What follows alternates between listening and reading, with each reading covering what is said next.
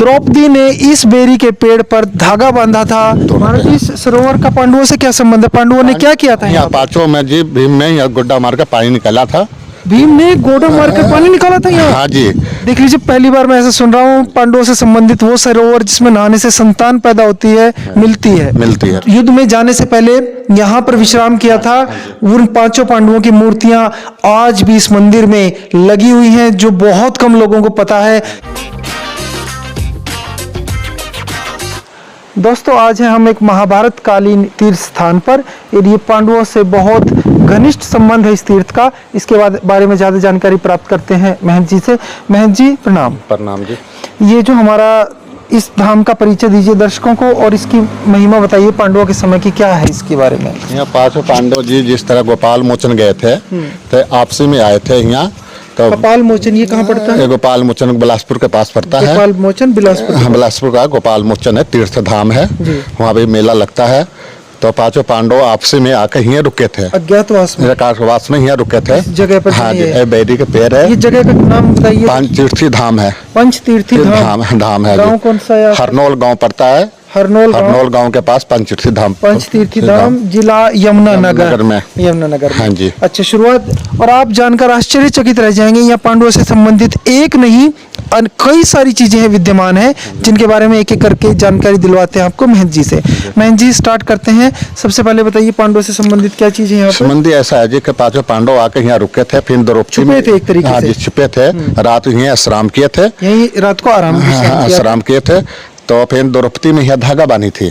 किस जगह पे? ये बेरी पर बांधे थे जी। अरे वाह, ये महाराज जी दिखा दीजिए दर्शकों को। देखिए दोस्तों, आश्चर्यचकित रह जाएंगे आप। इतनी बड़ी बेरी का पेड़ मैंने आज तक देखा नहीं कभी, और ये महाराज जी ने बताया और लोग भी बताते हैं यहाँ आसपास। द्रौपदी ने इस बेरी के पेड़ पर धागा बांधा था सुख शांति के लिए और युद्ध में विजय के लिए। हाँ जी, ये देख लीजिए अपनी आंखों से, ये वो बेरी का पेड़ है, अति विशाल। बहुत पुराना, बहुत पुराना, महाभारत से पहले के टाइम का है। अद्भुत। ये बेरी का पेड़ है, और ये परंपरा महाराज जी आज भी चली आ रही है। अभी बांधने हुए थे। हर संडे के लोग यहाँ बहुत संगत आते हैं। हाँ जी, सरोवर है यहाँ स्नान वाला करते हैं, फिर धागा बांधते हैं 5वें एतवार में। 5वें एतवार में 4 रविवार तक नहाते हैं, 5वें बांधते हैं। मन्नत पूरी बांधते हैं, फिर खोलते हैं इसको। देखिए दोस्तों, द्रौपदी के द्वारा शुरू की गई वो महाभारत कालीन परंपरा आज भी इस मंदिर में जीवित है, चल रही है। लोग आज भी द्रौपदी की तरह यहाँ इस बेरी के पेड़ को धागा बांधते हैं। तो महाराज जी, ये तो हो गए बेरी का पेड़ जो द्रौपदी से संबंधित है। और उनके बारे में बताइए, ये महाभारत से संबंधित है। कब से? हाँ जी, तो यहाँ सरोवर में स्नान वाला करते हैं सारी अपना 5 एतवार। जब से बहुत महात्म, यहाँ स्नान करने से सारी बीमारियां दूर होते हैं। जिसको औलाद नहीं होते हैं, जिसको किस प्रकार के बीमारी हो, सारी यहाँ स्नान करने से बिल्कुल शांति ठीक हो जाते हैं। महाराज जी, सरोवर का पांडवों से क्या संबंध है? पांडवों ने क्या किया था यहाँ? पांचों में जी भीम ने यहाँ गुड्डा मार के पानी निकाला था। भीम ने गोड़ा मार कर पानी निकाला था यहाँ? हाँ जी। वाह। तो जब से सरोवर बड़ी महात्म है, यहाँ सब स्नान वाला करते हैं। और जब इसका तीर्थ 5 द्वारा स्नान करते हैं। और भी सुनिए कि पांडवों ने यहाँ अपने अस्त्र शस्त्र भी धोए थे। हाँ, अस्त्र वाला सही धोए थे यहाँ। अस्त्र जो अपने हथियार ही धोए थे, इसी में धोए थे। हाँ जी। जब भीम ने अपना घुटना मारकर जमीन में पानी की धारा से कुंड बनाया, सरोवर बनाया, तो यहाँ माना जाता है पांडवों ने अपने अस्त्र शस्त्र धोए। हाँ जी, हाँ जी। अद्भुत। और यह मेला जब गोपाल मोचन भरता है, 5 दिन के बाद उठ के यहाँ आता है। अच्छा, यहाँ आता है? हाँ जी, वहाँ पूर्णवासी का यहाँ पंचमी के मुख्य स्नान माना गया है। इस महीना कौन सा रहता है साल में मेले का? नवंबर का होता है जी। नवंबर मेला। हाँ जी, हाँ जी। अद्भुत। और ऐसा बताते हैं कि हजारों लाखों लोग आते हैं। हाँ, बहुत लोग आते हैं जी, हजारों का भीड़ होता है यहाँ। बहुत होता है। अच्छा, 3 दिन मेला चलता है पूरा। तो दोस्तों, ये है वो सरोवर जिसमें नहाने से एक तो हमारे सारे रोग दूर होते हैं, और किसको औलाद नहीं होते, संतान के लिए भी सिद्ध है। क्या ये सिद्ध के लिए है जी? देख लीजिए, पहली बार मैं ऐसा सुन रहा हूँ। पांडवों से संबंधित वो सरोवर जिसमें नहाने से संतान पैदा होती है, मिलती है जी। और यहाँ पर पांडवों ने स्नान किया था।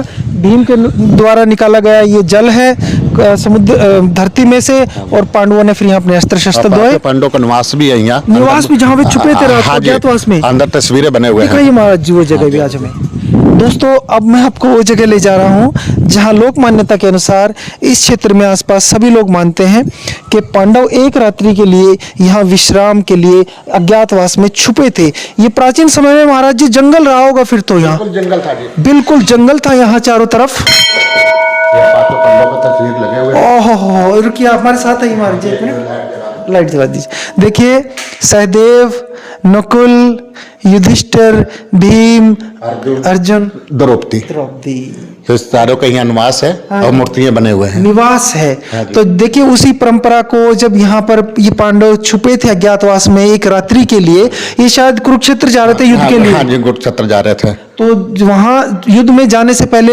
यहाँ पर विश्राम किया था। उन पांचों पांडवों की मूर्तियां आज भी इस मंदिर में लगी हुई हैं, जो बहुत कम लोगों को पता है कि यहाँ पांडव एक रात्रि के लिए विश्राम के लिए रुके थे। साहब देख सकते हैं उनके नाम सहित यहाँ मूर्तियां हैं। सबसे पुराना मंदिर ये है, ये जहाँ हम खड़े हैं। हाँ जहाँ खड़े हैं। अच्छा। ये सबसे पुराना धाम माना गया है। और सामने तो शिव पांडव मंदिर। दरअसल ये जो क्षेत्र है बिल्कुल जो खास हम यहाँ जी, खड़े हैं, हाँ यहाँ जी। छुपे थे। यहाँ तब छुपे यहाँ थे। जंगल वन रहा होगा। हाँ जी, हाँ जी, हाँ उसके जी। स्थान पर बाद में फिर ये मंदिर बनाया। मंदिर बना गया है जी। जंगल था उस टाइम, उस समय जंगल था, बाद में इसको शाही बनाया गया है मंदिर। महाराज जी यहाँ तो प्राचीन शिव का भी मंदिर है। शिव मंदिर है जो सामने बना हुआ है। ये अभी का बना है बाद पहले? नहीं, पहले का बना हुआ जी। ये दोबारा फिर गुम्बद वाला नहीं बना है, फिर बना है। हाँ जी। तो जो पांडवों ने यहाँ आराधना की थी महादेव की, वो मंदिर यही है? यही है जी, यही है। हाँ जी। अद्भुत। तो देख लीजिए जंगल में घनघोर ये एक तीर्थ स्थान था। आज से सैकड़ों हजारों साल पहले, बहुत कम लोगों को पता है। और महाराज जी इस तीर्थ का नाम 10वीं तक स्कूल भी है, मंदिर की तरफ से है। मंदिर की तरफ से? और सरकारी मंदिर की तरफ से देसी दवाइयों के भी है, सारी सेवा में है। वाह वाह वाह। हाँ, ये पुलिस चौकी है। ये भी मंदिर की जगह ही है? हाँ जी, मंदिर की जगह। जो भी आप देख रहे हैं सब मंदिर की जगह में जो कुछ बना हुआ है सब सेवा में है। अच्छा। हाँ वो जो सरकारी स्कूल है वो मंदिर की जगह में है? हाँ जी, अपनी जगह सरकार के सेवा में दे दिया है। हाँ जी। और ये गुरुद्वारे को भी जगह दी? हाँ, गुरुद्वारा की भी जगह दे रखे हैं। मंदिर नहीं? हाँ, मंदिर की तरफ से। देख लीजिए दोस्तों ये मंदिर जो पंचतीर्थी इसका नाम है पंचतीर्थी धाम, महाभारत कालीन पांडवों के द्वारा ये स्थापित तीर्थ है।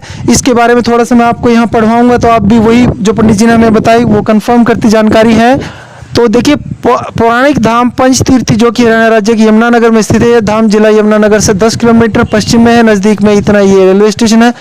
यह धाम कुरुक्षेत्र की 48 कोस की जो परिधि है जिसके अंदर युद्ध हुआ था उसके अंदर है। आश्चर्यजनक रूप से मैं विश्वास नहीं कर पाया इस बात को। तो महाभारत के अनुसार 5 पांडव द्रौपदी समेत अज्ञातवास में इस स्थान पर कुछ समय के लिए ठहरे थे जहां आज हम खड़े हैं। पांडवों ने यहाँ पावन सरोवर में अपने अस्त्र शस्त्र धोए थे, जो कि अभी मैंने आपको सरोवर दिखाया। और द्रौपदी ने यहाँ दुख भंजन बेरी पर धागा बांधकर, जो कि बेरी ये आपके बिल्कुल यहाँ ये खड़ी है, इस पर धागा बांधा था और अपनी मनोकामना के लिए यहाँ इस तीर्थ से प्रार्थना की थी। वह धागा बांधा था, वो परंपरा आज भी जीवित चल रही है। फिर द्रौपदी ने धागा बांधकर अपने कष्टों की निवृत्ति के लिए यहाँ मन्नत मांगी थी और यह परंपरा शाश्वत चली आ रही है आज भी। इस पावन सरोवर में 5 रविवार को स्नान करने से चर्म रोग व निसंतान आदि संतापों से छुटकारा मिलता है। शतपथ ब्राह्मण के अनुसार यह एक ग्रंथ है हिंदुओं का के अनुसार यहाँ पास में राक्षी नदी बहती है। जब पांडव स्वर्गारोहण के लिए चले तब भीम की पत्नी हिडिंबा भी उनके साथ थी, मगर युधिष्ठिर ने हिडिंबा को व्यासपुर आज के बिलासपुर नामक स्थान पर अपने साथ आगे आने से मना कर दिया, ले जाने से मना कर दिया। तब हिडिंबा ने उसी समय जल बिंदु का रूप ले लिया था और नदी का रूप यानी राक्षी नदी, क्योंकि राक्षस से राक्षी बना है तो राक्षी नदी का नाम का रूप लेकर वापस कुरुक्षेत्र की तरफ बहती चली गई। यह धाम चारों तरफ से पलाश के पेड़ों से घिरा हुआ था और सन 1950 में यहाँ पर एक बहुत बड़े स्वामी आए, संत आए, जिन्होंने इस भूमि को पुनः जीवित किया, पुनरुद्धार किया। और ये चीज़ देखिए, ये जो आप सामने पुलिस चौकी देख रहे हैं, मंदिर ने इसके लिए जगह दी है। आगे शानदार कमरे मंदिर के द्वारा बनवाए गए हैं, उसको भी जगह दी है। स्कूल की तरफ से 10वीं क्लास तक के लिए स्कूल सरकारी बच्चों के लिए बना हुआ है, वो आप देख सकते हैं। पंचतीर्थी गवर्नमेंट हाई स्कूल, उसके लिए भी जगह दी है। फिर आपको मैं एक और चीज़ दिखाऊं, और कुछ लोग इससे बड़े आश्चर्यचकित होंगे कि देखिए हमारे इस तीर्थ ने, हिंदू साधु संतों ने अपनी ही जगह से गुरुद्वारे के लिए भी यह जगह दी हुई है। और देखिए गुरुद्वारे का निर्माण चल रहा है, लगभग पूरा होने में आया है। ये आप ऊपर देख सकते हैं पताका, वो सब, वो जो जगह है वाइट, वो काफी बड़ा है क्षेत्र में। वो पुराने कमरे उधर दिख रहे हैं, जो पशुओं के हैं जी। वही मंदिर की तरफ से? हाँ, वो मंदिर की तरफ ये से भी जी। मंदिर के ही है। हाँ जी, मंदिर की तरफ से। पशुओं के लिए क्या होता है? पशुओं का कैसे इलाज वगैरह करवा जाते हैं, बीमार हो जाते हैं तो ये पशुओं यहाँ डॉक्टर रहते हैं। अच्छा। हाँ जी, डॉक्टर इलाज करते हैं सरकारी। अब और आयुर्वेदिक जो औषधालय है, हाँ जी, वो जो नए कमरों में नए बने हैं जी। कोई भी आके अपना इलाज हाँ जी, करवा सकता है। हाँ जी, कोई फिर इलाज करवा सकता है। यहाँ पर मंदिर की तरफ से ये सुविधा भी है, पशुओं के लिए भी, मानव के लिए भी, आयुर्वेदिक और एलोपैथी हर तरह की इलाज की सुविधा मौजूद है। तो दोस्तों, ये थी आज की हमारी यात्रा पंचतीर्थी की, जिला यमुनानगर हरियाणा, जिसका संबंध है, जुड़ा हुआ है महाभारत और पांडवों से।